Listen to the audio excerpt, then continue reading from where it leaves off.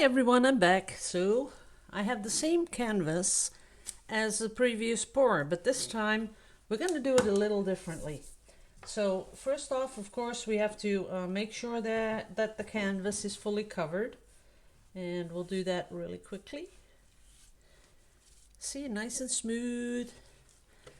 You know, sometimes it's good to have a good brush because it saves you a lot of time, and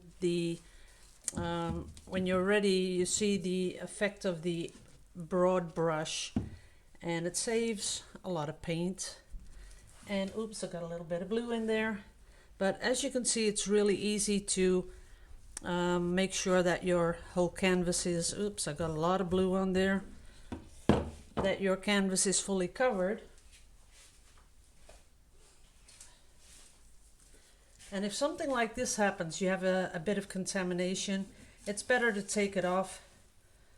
You know, you can go over it again later when it's dry, but I like to, you know, just take it off so that you can start fresh. Don't have to fix anything up later. It's better like that. Okay, nice and smooth. Last one, nice and smooth. That's about it. Oh yeah, I see that I've pushed it in. Pushed it in what's laying on the table.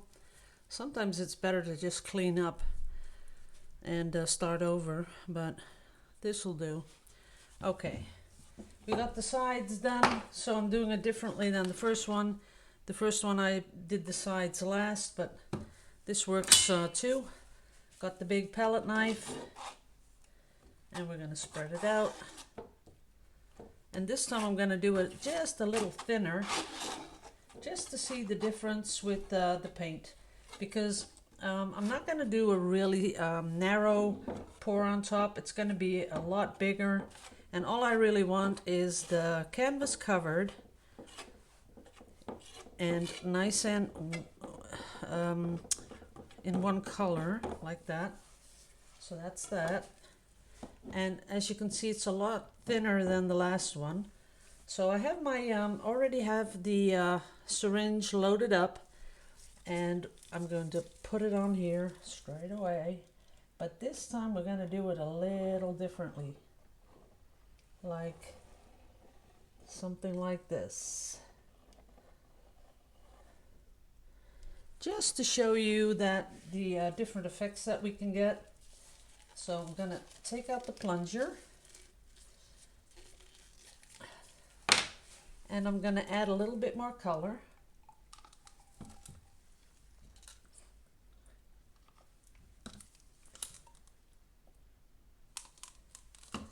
And a lot of this rusty brown, and put back on the plunger. Oops, letting it come down a bit. Okay, let me see, because I don't want to get splatters on the painting. Okay, it's coming out. And I'm coming back in, and this time I'm going to go straight over it like that. And again.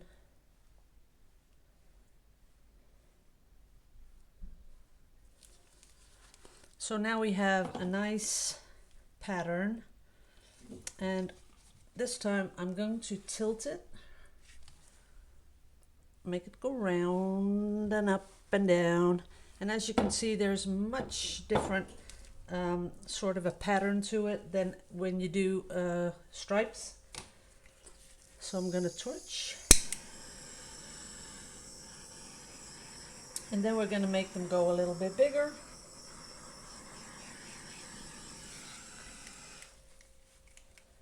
And I'm going to get some of that nice rusty color, which I'm going to go over the top with, like that. Of course, the palette knife.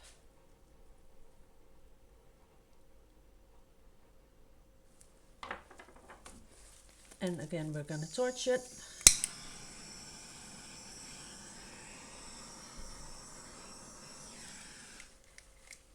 And I think I'd like a little bit more color, like the light green.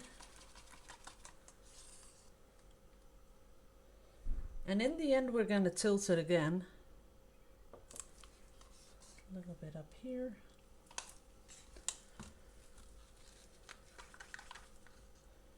A little bit more of this.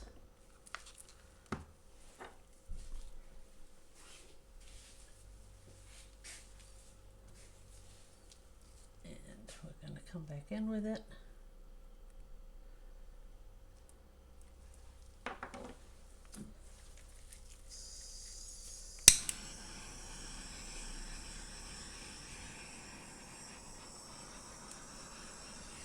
That's kind of nice. I still don't think there's enough on there, but I do want to do something different to it. That's semi what I like, but let's see what we can do.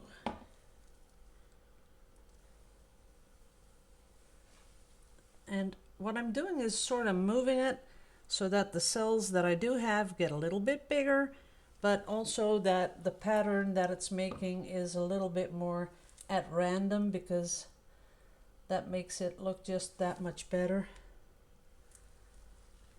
As you can see, there's a whole lot going on. So I'm not finished yet because I want to feather out the sides, because this is just, you know, experimenting, something totally different. Like I said, the previous video was just, you know, 3 passes over, and this one is going to be more experimental. So what I'd like to do is get something that I can swipe with. And I'd like to see how it works with my little purple comb. See if that works. It sort of does. Gotta be really careful about how we do that. And clean it off every time we do one of these.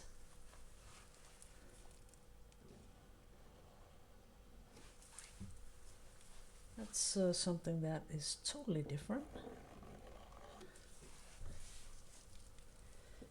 And of course we've got to do the other side. And I'd like to keep it in the same movement.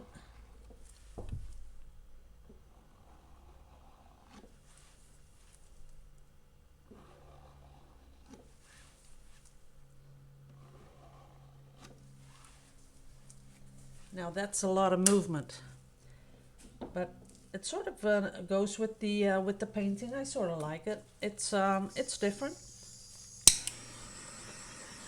And right now what I'm doing with the torch is only getting out those little air bubbles out of the paint.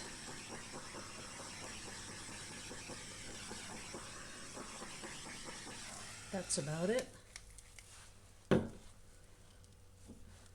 And I'll hold it up a little bit closer so you can see it. Let me put my, yeah, that's okay. Let's see if you can get it in really close. There it is.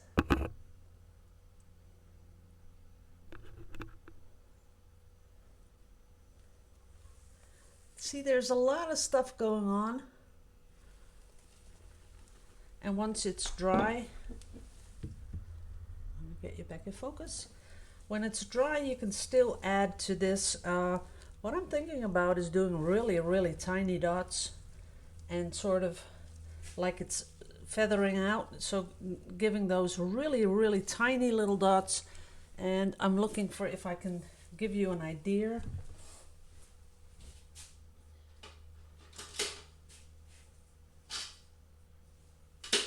Okay. What I like to do it with is the back of a brush, because that sort of gives it pretty much the right size. Now what I'm going to do is put these dots right between the comb things, but as you can see, they're not staying nice and round, so we're going to do that later when it's dry. But just to give you an idea, because I can go over them later. Let's see, up here, little one down there. but something like this. So it's going to be feathering out a little bit more, but as I said, I'm going to do this when the painting is dry, because it works just a little bit better. They stay nice and round and you don't have the jaggedy edges. So that's what we're going to add later on to finish it. So right now, this was the pour. Hope you liked it. If you did, thumbs up and subscribe, and we'll just be back in a, oh no, I can do a couple of squishes because I know how much a lot of people really like me doing that.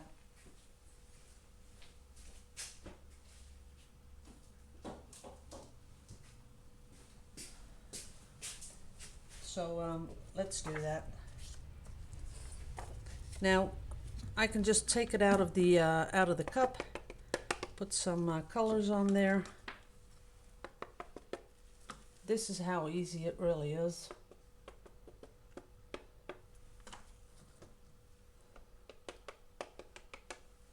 And the brown, of course, you don't want to miss that. That is a nice color. And we're going to put these on top of each other. That's it. And open them up. And we're going to see what we're going to get. And I'm going to be stopping really soon because it is the weather in Holland. I'm telling you, that's something else. That's kind of nice. See that? That's kind of pretty. So the weather in Holland today is really, really hot, no sun, and a really, really high humidity. Very, very high. That's about it. Maybe a little there. And it's really almost unbearable.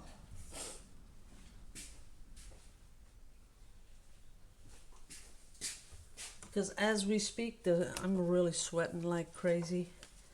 It's really not nice, and I still have to make a video for the Vallejo. Lots of people ask me about the Vallejo paint and when that's going to be ready. Well, it's almost ready. The pouring medium, that is.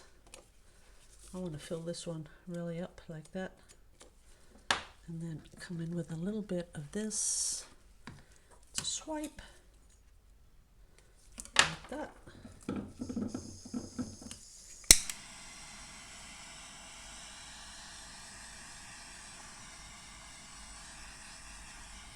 And that's another thing that, you know, some people have a lot of trouble, you know, getting cells and stuff.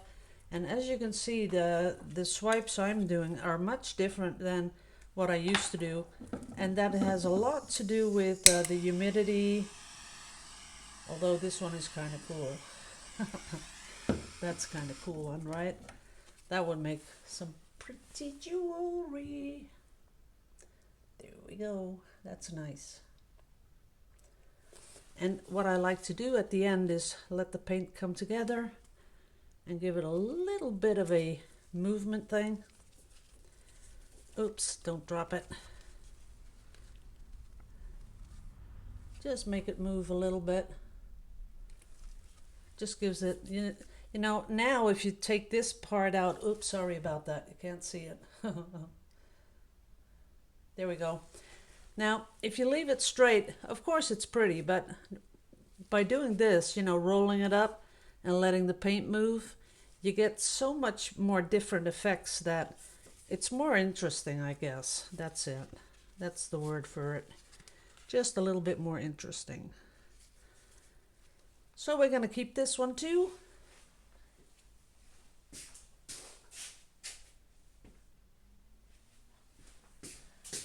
One more, and I promise this is the last one because I got to make the video for Vallejo. I promised I'd do that today, so I got to do that. But I really liked that last one. It was pretty. So a little bit of turquoise, a little bit of green, a little bit of more turquoise, and the last one is a little bit more of the dark turquoise. Now I'm going to scrape it all up, push it all back, and then come in and pull it down. That's it.